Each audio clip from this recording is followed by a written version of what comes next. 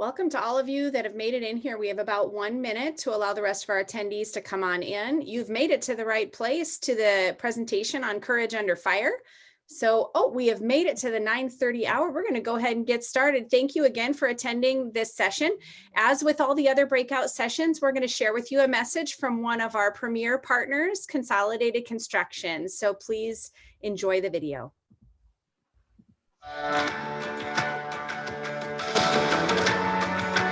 Welcome to Consolidated Construction. For over 70 years, we've been tackling building projects, large and small, across the region and nation. At Consolidated Construction, we know schools. We also know that a school is more than just classrooms. It's a community hub, gathering space, and facility that needs to be as dynamic as the students, teachers, and families you'll find there. That's where our construction management and facility planning services come in. We believe that 90% of the success of a project is determined in the first 10% of its timeline, so laying the right groundwork is crucial. A key part of any successful referendum is working with the community to find the best solution. The educational needs of schools and communities are all unique, so there really is no such thing as a one-size-fits-all approach. We start by listening to the community, then we roll up our sleeves and begin the capital maintenance planning process to identify the condition of the existing facilities. With that information in hand, it allows the design team to identify educational needs and study various options to address them. We then marry the design with the budget and bring it back to the community for their support.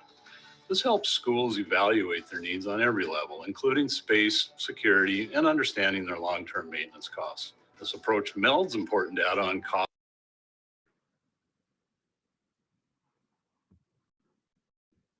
Communities reach a consensus about the project and see an idea turn into reality. Fostering that support and buy-in from residents is paramount to referendum success. At Consolidated, our experience in facility planning has allowed us to determine quality solutions for whatever challenges a community might face. Maybe an addition or remodel is perfect for a certain school, or maybe starting fresh will actually be more cost-effective in the long run. We guide our clients through the process, knowing that these decisions are not easy and will affect communities for years to come. In today's world, safety and health are more important than ever. We are all dealing with the new normal of COVID-19 protocols. Consolidated Construction has implemented many safety measures, such as mandatory masks and social distancing on job sites, and frequent cleaning of work areas, tools, and equipment. Our commitment to the safety of our workers, the communities in which we work, and current and future occupants are essential in everything we do. Our team has over $1 billion in school design and construction experience. In the last 6 years, we have supported the passage of 9 referendum campaigns. Since 2013 alone, we have been contracted by over 30 school districts in the Dakotas in various stages of planning, design, and construction. No matter the school, one thing remains true across the board. Great learning environments yield bright futures for kids and communities, and we are proud to be part of that vision. Consolidated Construction, quality experienced.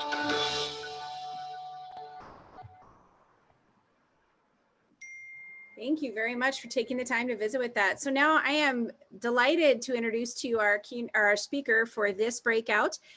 Daniel Ludvigson is superintendent from Elgin New Leipzig. He also serves on the legislative focus group with NDCEL, and he's a valued member of our organization. I'm sure you are all going to learn quite a bit from Daniel. So take it away, sir. You can share your screen.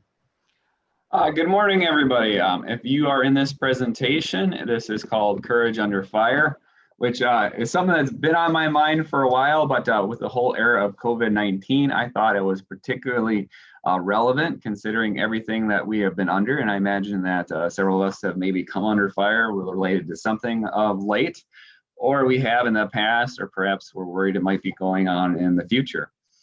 But these are things that as a leader that we're all going to come and face once in a while. Perhaps your name becomes anonymous with taxes. Perhaps you've made some unpopular disciplinary decisions and some person has decided that you need to pay for that, or however we want to put that. And so we're going to talk about how to identify those things are coming up, how to survive, and how to take care of yourself in the process of that. And as I put in the description, I don't purport to be an expert in this, but I think sometimes just being able to take the opportunity to talk about it and share experiences is great. I will try to monitor the chat, and I really encourage you guys to share your own input. So at this point, if you ever felt like you have been under fire, I encourage you to go into the chat and put panelists and all attendees and just kind of put out there that you're in it too. So as you might be typing that, I'm just going to give a brief nod here to Surviving the Dunk Tank. This is provided a lot of the material in this presentation. It's a very good read, goes into a lot of different stories, the different things people have went through and how some of these tactics play out in the real life.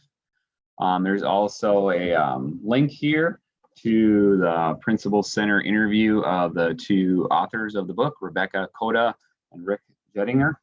Again, I have this on my phone to read, and so I think it's a very good read, and I highly recommend it.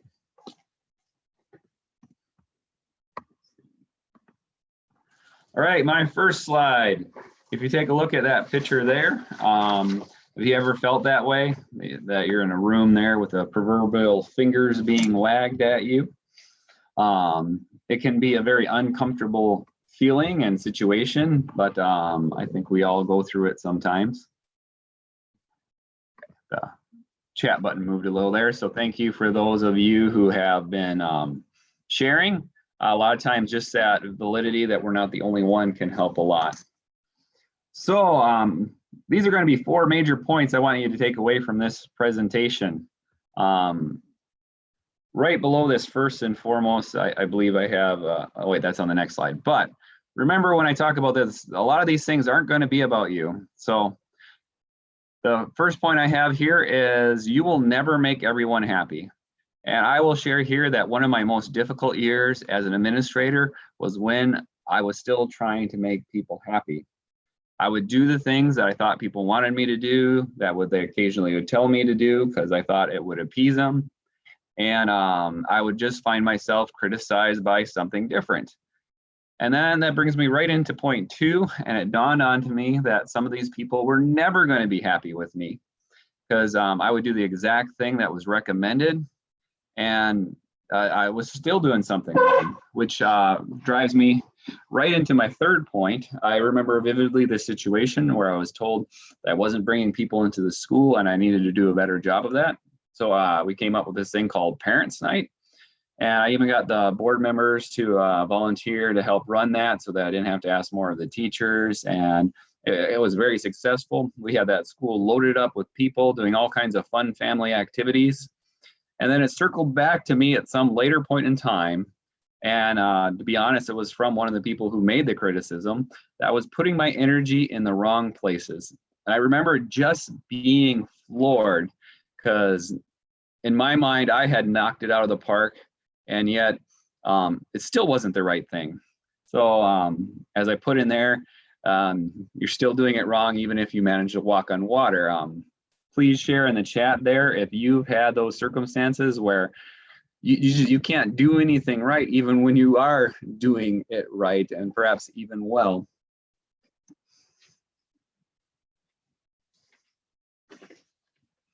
So that brings me to the very last one there, and I think this is solid advice, no matter if you're an administrator or not, is focus on the right calls. One of the reasons that year ended up being a very hard year for me was that while I was trying to focus on appeasing people and doing things that I thought people wanted me to do, I wasn't really spending that time thinking about what I thought was right and what I thought needed to be done. And the truth of the matter is, at the end of the day, even if what you're doing isn't popular, if you believe in it, you're going to sleep a lot sounder at the end of the day. And you're going to feel a lot better standing by your decisions. And in my experience, in the long run, if you're playing the long run game, and I highly recommend doing that, people will eventually notice that you're sticking to your guns, sticking to what you believe. And they may not perhaps agree with those things or see eye to eye to you. But again, you'll sleep sounder, and people will have more respect for that than if you seem to be carried by the winds of fickleness, so to speak. And thank you for keeping in the chat there. Again, I think just knowing that other people are going through this kind of stuff is very helpful. So identifying the emotional trigger is kind of my first big thing from the book. And the part I'll start with and want to motivate or start with and point out is a lot of times what's motivating somebody to be an adversary, as they call it in this book, somebody that's out to get you, so to speak, is an emotional drive that doesn't have much to do with you sometimes.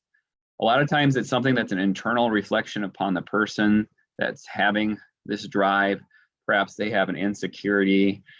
Perhaps they have an experience in their life that you are simply have the misfortune of reminding them of. And a lot of times our gut will give us kind of a early warning sign that something is off. Perhaps we're interacting with somebody and their reaction is just excessive, or their body language is stiff, rigid, or just is not lining up with what they're saying. And I'm not telling anybody to be paranoid or fearful of people that aren't always lining up, but do listen to your gut, because a lot of times there's a reason that you're feeling things are off. There's a reason that you're feeling like things aren't quite the way they're supposed to be.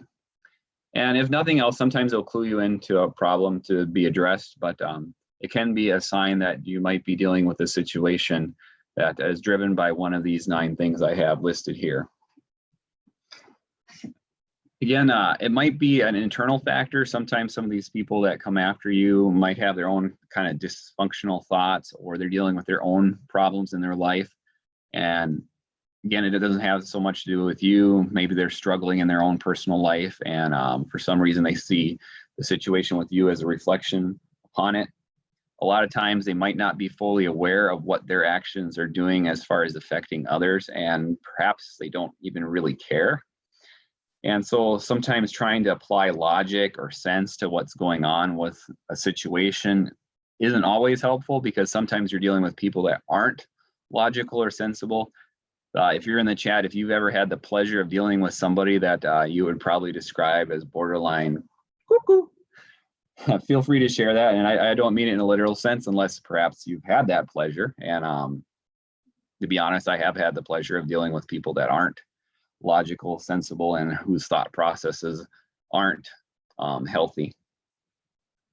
But anyway, sometimes uncovering the root of the emotional driver can help you maybe even foster a positive relationship or turn the situation, or just it gives you a way of knowing where to direct your actions and behavior. I'm just going to take a quick look at the chat.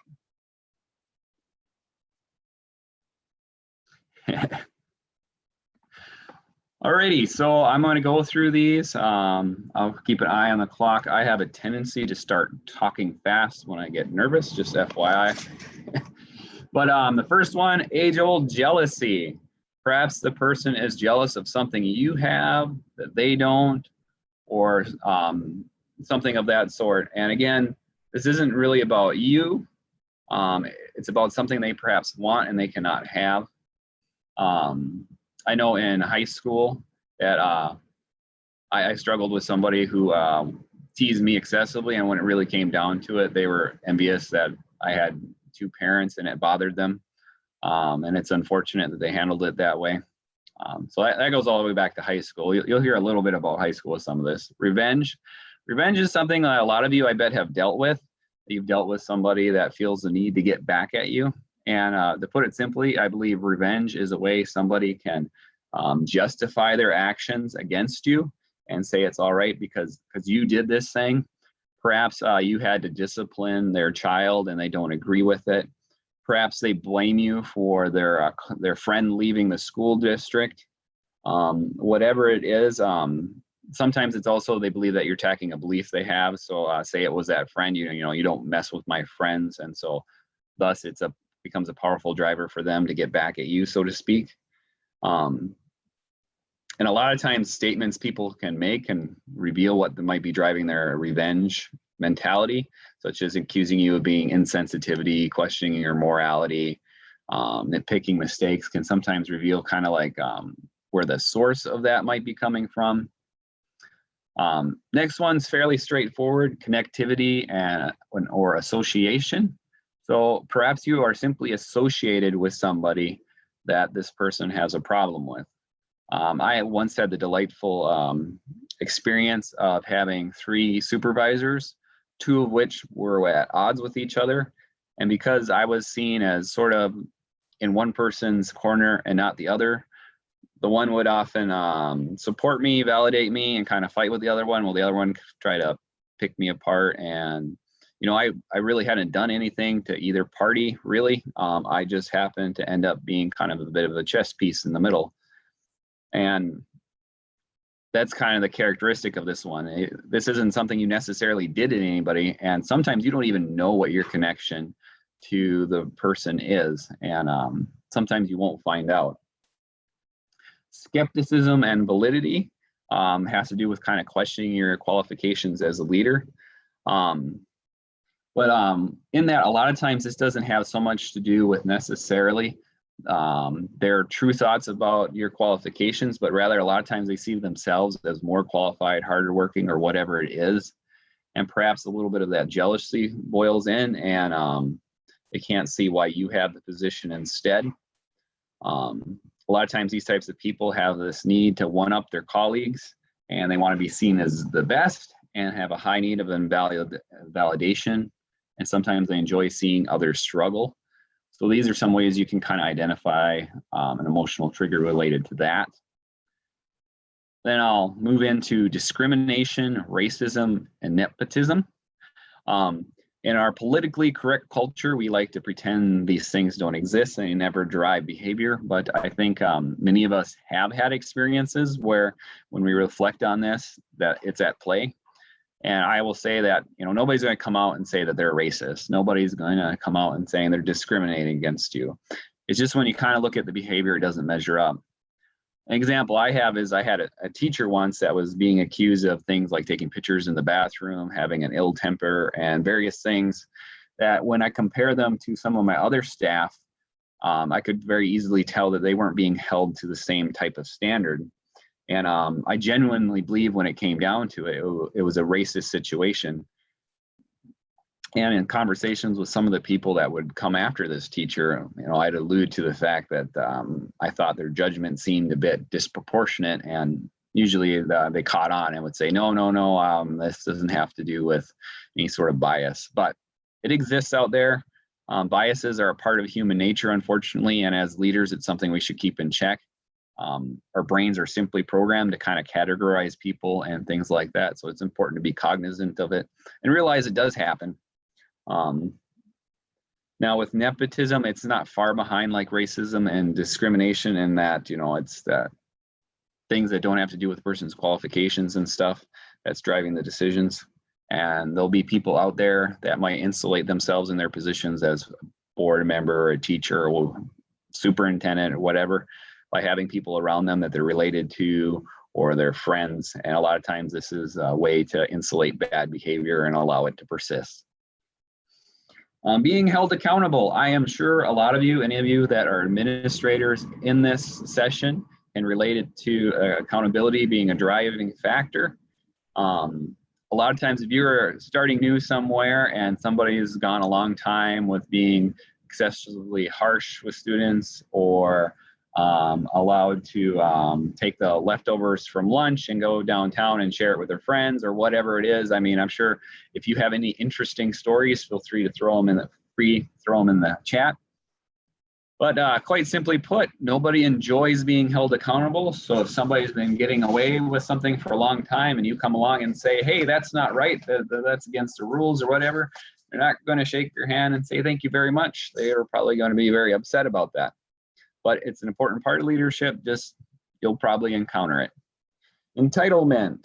Entitlement is one where the person might not seem overly hostile or aggressive necessarily. Perhaps they do seem positive and upbeat, but I'm sure it's something a lot of us deal with between students, parents, teachers, maybe colleagues, where somebody just feels like they're owed something. They feel like they're owed special treatment, and if you're not giving them that special treatment, perhaps you're not giving them high marks and accommodations that they feel they deserve, or the special assignments, that it becomes a motivator for them. And again, like with a lot of these, it's not really tied to you per se. It's a perception they have about their own feelings of what they should have. Kind of like jealousy, a little different flavor. Ego and power. Some people have a need to feel important or a need to feel powerful. Sometimes these things are covering up insecurities they have about their own control in their life or importance. And the thing about this you have to watch out is that somebody driven by these things, generally they're not concerned about who they step on or who they bulldoze over in the process of demonstrating that power. And a lot of times it can be quite often that they're trying to cover up some sort of insecurity. Perhaps they don't necessarily feel so powerful in the position or in control, so they want to demonstrate it in other means. And last but not least, fear. And fear is often a complementing emotion. Maybe it's a fear that you'll disrupt their power, take away their privileges, that perhaps you'll see that they're struggling and inept, so they're trying desperately to cover it up. What fear can do is sustain negative emotions. It can sustain irrational thoughts. I once had the experience, I sent out a memo to my staff, congratulating them on how well they were doing, checking in and whatnot. And it was a very positive message. It said, thank you for coming in early, checking in early. And I actually had a person that I'm not really sure I understand what their thought process was, but they were sure that this was some sort of dig.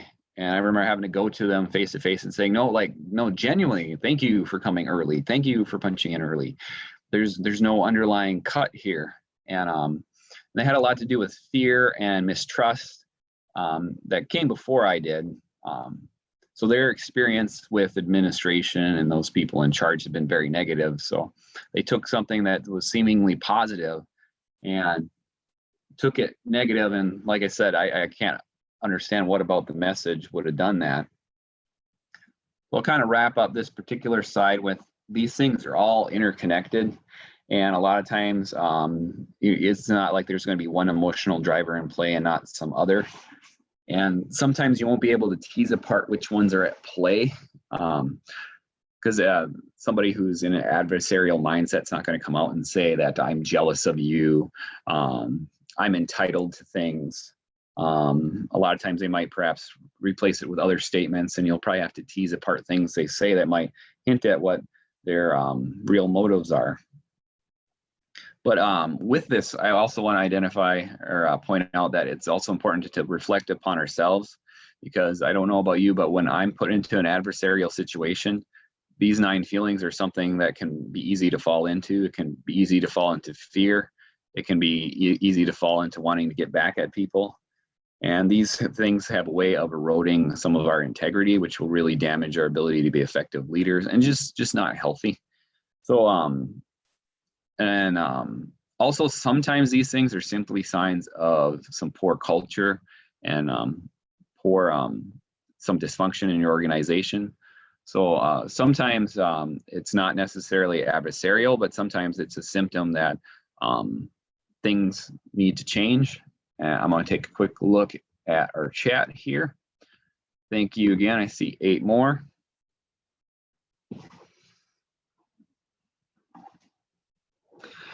Yeah, and I will get into, I think some of my future slides will talk a little bit about people that get in positions where they don't really necessarily do stuff. And I think that connectivity and association, some of the strategies that tie into that, we'll get into. So thank you for everybody sharing in the chat there. Again, I think it's important that we feel like we're not in this alone. We'll get more into that later, but adversarial tactics. If any of these ring true with you, put a shout out in chat there. For me, a big part of going through the book and reflecting and even doing this presentation is realizing that some of the stuff I experienced wasn't actually unique, and other people go through it as well. So adversarial tactics. I'm sure the first one is something that you'd be very familiar with, but in this book, Surviving the Dunk Tank, they do a bunch of research, a lot of qualitative data, talking to a lot of different administrators, and they narrow it down to 10 strategies that are surprisingly common. I believe they said they pretty much categorize all the stories they heard into these 10 categories. And they're all basically various ways to discredit, dissuade, support, and mislead. And a lot of times these are stemming from toxic emotions, and these are how somebody will present that sort of aggressive mindset towards you. So as I said, rumors are really easy to make in this day and age with texting, technology, email, and all those things. And the one warning I kind of wanted to provide people in my experience is there's this thing called confirmation bias, and it's rampant in the news these days. People finding information that just simply justifies the way they think. But it's pretty easy for somebody that has an adversarial mindset against you to simply spread a rumor that they already know people are willing to believe. I know it's happened to me where when I was working on getting a building project approved with a plan and a contract, that people were running around saying I was going to raise taxes. And the reason that worked was because a lot of people were worried about taxes. They were convinced that I was the grand pumbaa of taxes. So this person who knew very well that that wasn't true simply told them something they were already going to believe. And as I said, with these technology devices, it's really easy to be anonymous in doing this. Sometimes it's really hard to figure out where this is coming from. I do have a word of caution in my own experience. It can be tempting to ignore people spreading rumors, and I kind of had this mindset once upon a time of I'll just keep my head down and I'll work hard and people will see that. But I've simply come up with a saying now that if you can either tell your own story or you can let others tell your story for you. And the warning I give people is that you probably won't like the version other people tell of you. So it's much better to be ahead of that and not let something like this go unchecked, get the facts out there, that sort of thing.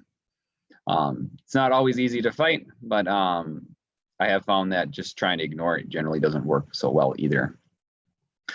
Slowing down an organization, that is a fun one. One example I have of it was not that long ago. I had somebody that was upset with my decision regarding a grievance. And so they decided to kind of attack it from whatever angle they had. If they could come up with a different person to file a grievance against, a different accusation to throw on there to try to keep the pile coming back over and over again. That's a pretty good example of slowing down your organization. It's basically doing things that are going to give you lots of meaningless work and just keep you busy and tire you out and exhaust you. So that brings me into misusing information. I don't have a lot of experience with this one personally in a major context, but this has to do with kind of like looking at contractual languages, policies, and different things, and trying to nitpick the language in order to cause an issue. And this is different than normal contractual issues in that the intent is just to cause disruption. It's not because they have a general issue with the contract or language. So for example, maybe a teacher trying to look into your negotiated agreements and trying to find a reason that you can't have an early out because of contracted hours or something like that. So it's just kind of clever interpretations of policies trying to use those things against someone. Creating paranoia, that's that idea of generating fear. Perhaps the intent is to cause a question of your judgment, your competence, or your character, or perhaps just to create a general atmosphere of unhealthy paranoia. Some symptoms that this is happening is perhaps like mistrust was created of you as, say, the superintendent. So now the board wants you to detail every purchase you're approving, or perhaps as a principal that you were accused of picking on teachers during evaluation. So you're being asked now to detail out how much you're visiting different teachers and how often. It's like kind of excessive oversight because of a trust misspread by the paranoia. If you've ever been a victim of some of these, again, please share them in the chat. So creating silos, this definitely can happen without an adversarial situation, but in an adversarial situation, making silos can be a powerful strategy in order to keep some dysfunction going on. It's simply trying to control information by keeping pockets of people isolated. So separating stakeholders, groups of people, with perhaps providing select pieces of information, different types of information, or just pitting groups against one another, like, those high school teachers, whatever, insert what the complaint is, if only they did this. And now if those paras had done that, like somebody that's trying to pit people against each other, or perhaps selectively sharing information with groups for some sort of agenda. So intentional omission is a very simple strategy, but it can be a very powerful one. It's providing you information, but it's missing a critical detail. And that detail is specifically very important to what sort of decision you'd make. So it kind of dances in that gray area of whether or not it's a lie. It's generally not something there's not an outright lie involved, but something was left out. That important information would have had an important impact, and generally that might open up your judgment to be questioned because you missed this detail or something like that. Extending and bending professional courtesy. One of you was kind of alluding to something like this. Perhaps somebody isn't really doing their work, but they have the right friend, so people look the other way. Perhaps somebody doesn't file paperwork against an offense. It's basically these various things within the organization that show inequity of treatment. And it's generally done, like the person doing it can kind of generate allies. And in the event that these people that they've extended their courtesies to don't behave, so to speak, it's something that they can pull away and take away. And it's a way to exercise control. It also can just be a sign that your organization is dysfunctional, that the way to get ahead is favors and privileges.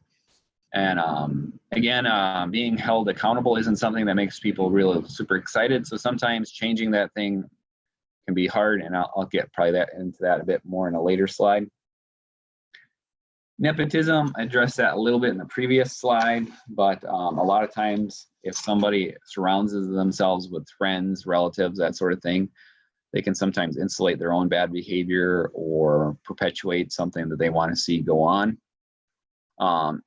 If it becomes a part of the organization itself, it can become very unhealthy.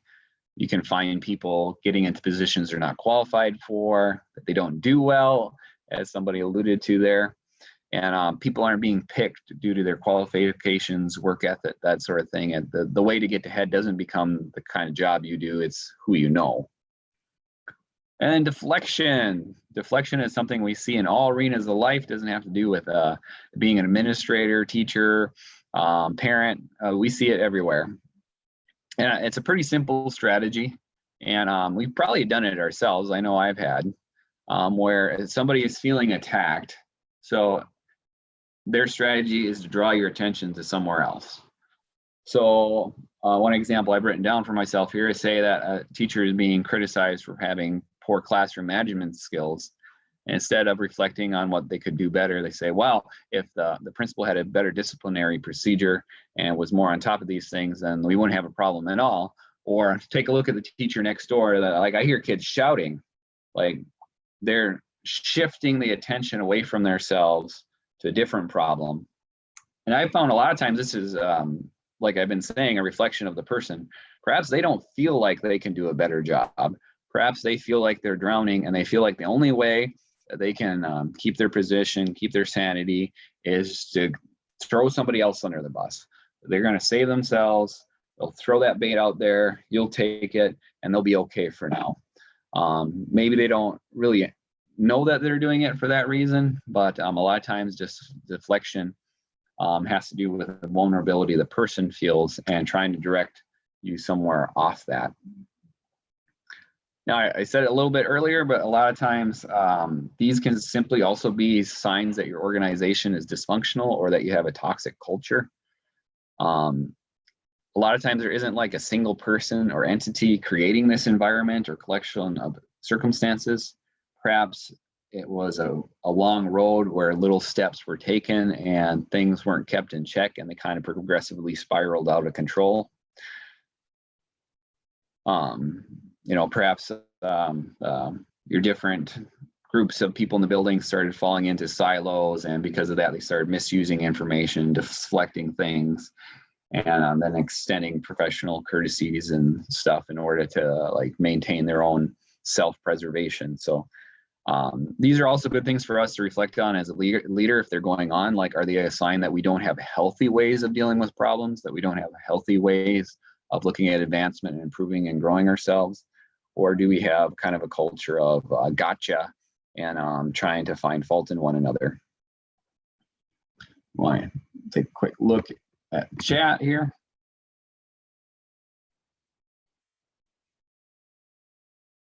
Yeah, a lot of times we don't focus on the problem at hand when deflection's in play and we're pointing fingers.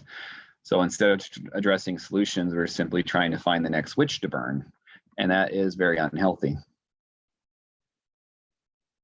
Yes, I'm going to talk about this a little bit later. We as educators are definitely people pleasers, and it can become an unhealthy thing. The book I referenced earlier was Surviving the Dunk Tank, or I mean, Escaping the School Leader's Dunk Tank, How to Prevail When Others Want to See You Drown. I highly recommend the book. A lot of this information is pulled from there with tidbits of my own experiences.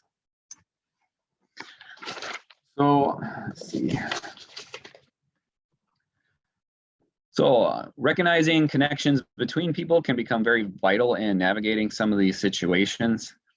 And you know, I could probably, the whole presentation could probably be done on developing relationships and weeding these apart, but I'll just kind of boil it down to some of the parts most pertinent to what I'm doing for this presentation.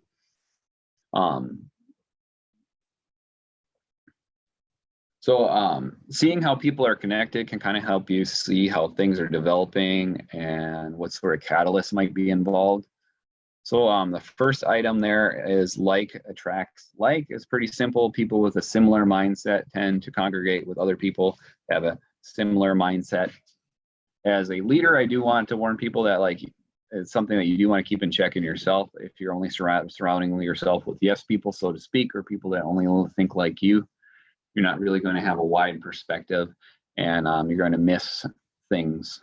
But like attracts like can be something that brings people together, and it can be positive or negative. So a bunch of teachers can be coming together because they have a passion for intervention, or they can be coming together because they have a passion for whining and complaining. You know, I call it the water cooler syndrome. And so like attracts like can be good and it can be bad. And as a leader, it's something we want to make sure that we have a broader focus on. I mean, certainly make friends with people similar to you, but in your leadership capacity, you want to make sure you surround yourself with a diverse perspective. And then failing to meet expectations. So this kind of gets at some of those drivers I was talking about on the previous slide. Perhaps there was an expectation that you should handle a disciplinary situation a certain way. So a group of people are upset and they're brought together by that. A lot of times there's an emotional driver in this failing to meet expectation category. Perhaps this group of people feel that they're entitled to something and you're not giving it to them. But it's a binding motivator. These people aren't necessarily alike or think alike per se. They're just driven by a similar underlying motive. And it can be helpful to see what that commonality is. So being in the book, they call it aligned relatedness, and they call it positive, negative, and neutral. Positive is pretty much what it sounds like. People maybe perhaps come together for organize maybe a breast cancer awareness, help generate some funds for a good cause. Perhaps that intervention thing I mentioned earlier, they have a good reason for coming together. They have a positive goal, good stuff. Negative aligned relatedness, as it would apply, they come together for a negative purpose. Perhaps this is a situation where they want to see you fall, or perhaps they want to come together and just circulate negativity or go after somebody. And that brings me to the last one here, neutral. This is the most common one. Most people that are aligned through different connections aren't necessarily brought together by a particular motive to do something positive, negative, or otherwise. Perhaps they enjoy going on a walk together. Perhaps they're all in a martial arts program, or perhaps they just like to go to the local cafe and get a coffee. They happen to be a group of people that are together. Something that they share. But the important thing to note with the neutral aligned category is that sometimes these things can morph into a positive or negative one. Those people all going to the cafe can easily be exposed to the rumors from somebody that has a beef, and that can be used as a catalyst to bring those people together, form the angry mob, to put you under fire. So sometimes seeing how those connections exist and where they're coming from can help you navigate them and make better judgment calls as you try to deal with it. On that neutral note, sometimes these groups of people like they don't just suddenly flip into negative. Sometimes, the group simply maybe migrates that way. So, using that cafe example, maybe one person starts whining about this and then somebody else starts whining about that, and then maybe they do a favor. So it's kind of like that organizational example, like, perhaps they're all decent enough people, but like through a series of actions, they kind of fall off the wagon, so to speak. Just being able to kind of see those connections. A lot of us work in small towns here in North Dakota. So like seeing how people are connected is useful even just in general leadership and things like that. And it can be pretty invaluable when you're trying to deal with a situation where you're coming under fire. Because sometimes you don't really know where things are coming from. You don't know why is this person in my office filing, calling social services on this teacher? This incident really wasn't that important. Well, they're best friends with so-and-so who absolutely despises them. So like, that's how these things can sometimes benefit you to see maybe what's really going on. So I consider this a very important slide, and I would love if people share some of their thoughts on this one. But one of the big points that I want to make sure I get to with this, Amy, how much time do I have left? Anyway, After Daniel, so you have about 8 minutes, 9 minutes. Okay, I'll have to hustle a little bit, but so it's important when you're in these situations to take the look at the impact on you and your own mental health. I think we all have our struggles with mental health right now. And here are some signs that perhaps you're not doing so well coping. And as I said before, please, it's some stuff I went through before. We all struggle sometimes, and it's okay. We need to recognize it. So overworking is one. If you find yourself working long hours, and the intent is that, if you work really hard, that people are going to like you, they're going to be okay with you. And if you just do a little bit more, that things will be okay. And you find yourself that you're thinking about work off at all the time. Perhaps you're answering your emails at 10 p.m. and you need to really ask yourself, do I really need to? This was something I fell into, and I eventually would find myself saying, life's not a Thomas the Tank Engine episode. You can't just be a really useful engine and everything will work out by the end of the episode. But again, a lot of times when you're under fire, the issue is really something internal or something they remind you of. So working yourself to death won't suddenly make them love you. And so it's something to keep in check. I mean, we all work hard, and I think all of us put in more than that 40 hours a week, but the interest is keep moving. I'll move into perfectionism, which is kind of similar to overworking in its motive. Perhaps you find yourself reading your email 3-4 times, make sure you're not having a spelling mistake, and then you send it out and you read it 3-4 more times because you're just worried that you're going to be picked apart, and you have this anxiety and this fear, and so you keep rechecking your work. You're trying to make sure it's perfect, because only if it's perfect, then people will leave you alone or see the good work you're doing. But again, like a lot of times, these adversarial situations aren't motivated by your actual work performance, how much you're doing, but rather it's wanting to find fault in what you're doing. So none of us are perfect, and it's not healthy to be subjected to that kind of scrutiny. So it's something to be careful of.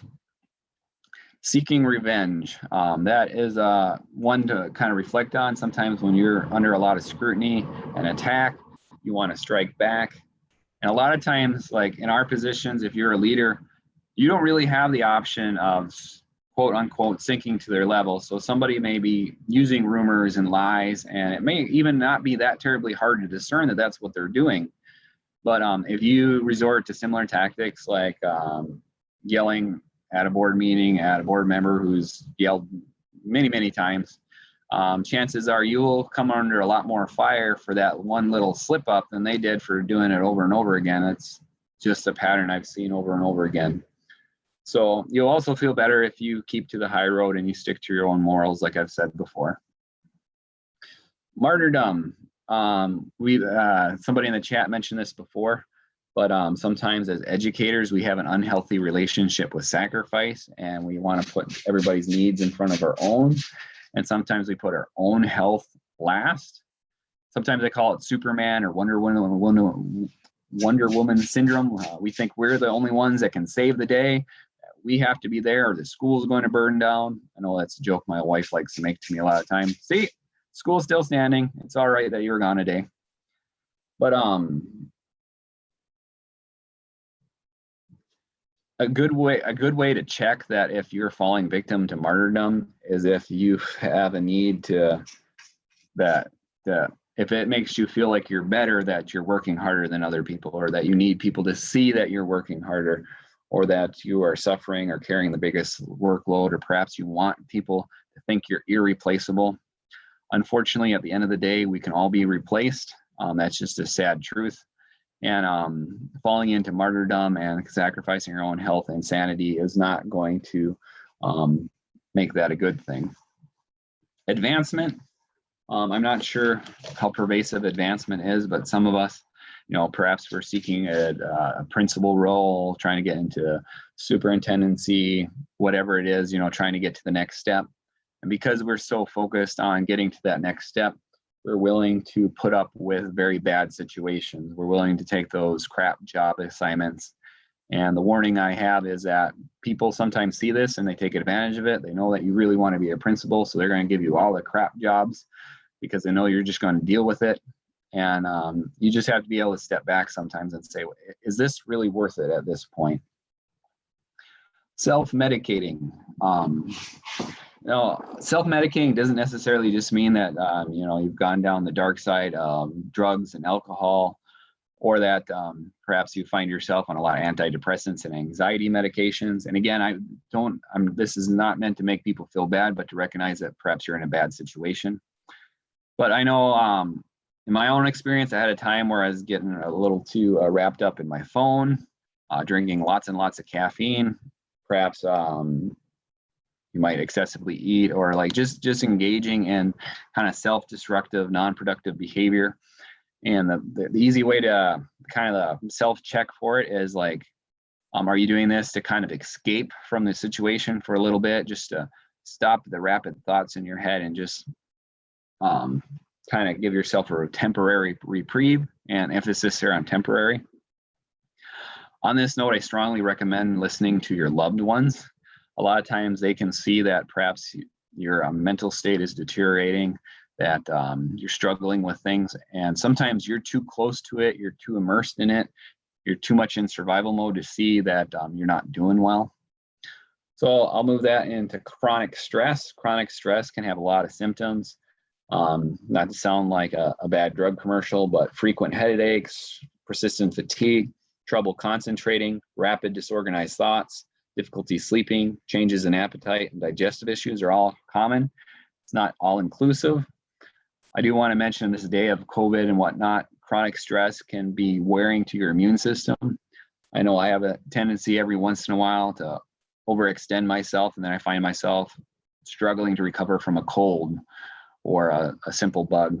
And so it's important to take care of your health. If you find yourself at the doctor's office and they're telling you that you need to reduce your stress or you're going to have a heart attack, sometimes we have to be honest with ourselves.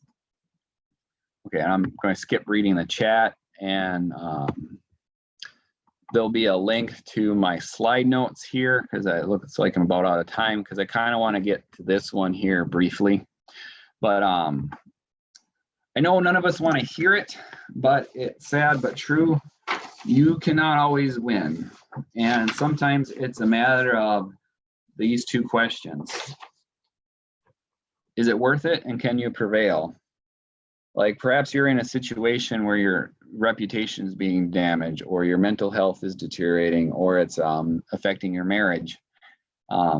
We're all going to have situations where we're put under fire, and it's going to be a part of the job, and navigating it is important. But sometimes we'll be put in positions where we have to ask ourselves, is it worth continuing in this? And sometimes the better option is to move on to somewhere else. And I hate to say it,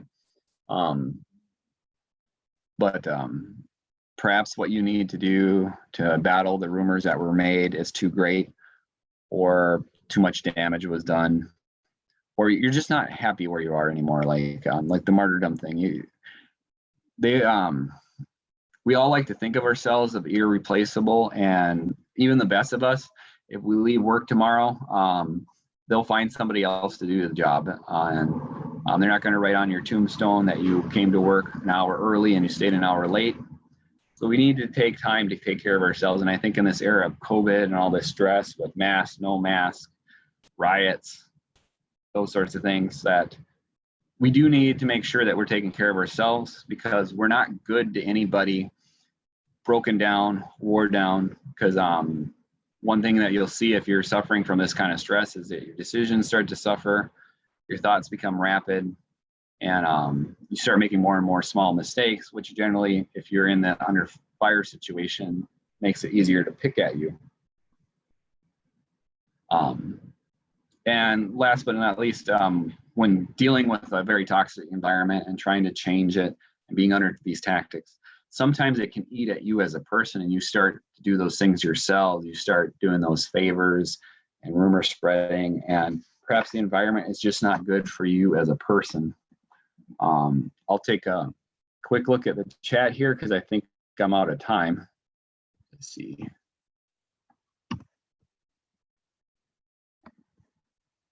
There we go.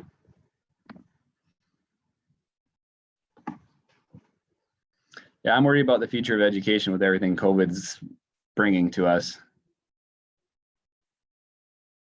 Yeah, it's not about a bad life, it's about bad moments. This too shall pass. Very good advice. Keep your chin up. A lot of times we got to not personalize it. It's something we're going through. That person's beef with us might not even be about us. Is this a hill I want to die on? That I find myself asking that a lot. Sometimes, do you want to die on the hill? If the answer is no, sometimes you got to let it go. I see an amen in there. Thank you. I really appreciate everybody that joined this session. I see you got 68 people. It's probably the biggest group I presented to. And it's a topic. At one point, Daniel. That's awesome. What's that? You had 75 in here at one point. Awesome. Yeah. Yeah. So you did a great job. Thank you so much. All righty. All right, everyone. We have our keynote address beginning in about 7 minutes, right at 10:30. You do not want to miss Ravi and his conversation with us with regard to equity and creating competence and equity in education. And he's going to really touch on that diversity piece. We'll see you over there. Thanks again, Daniel. Great job.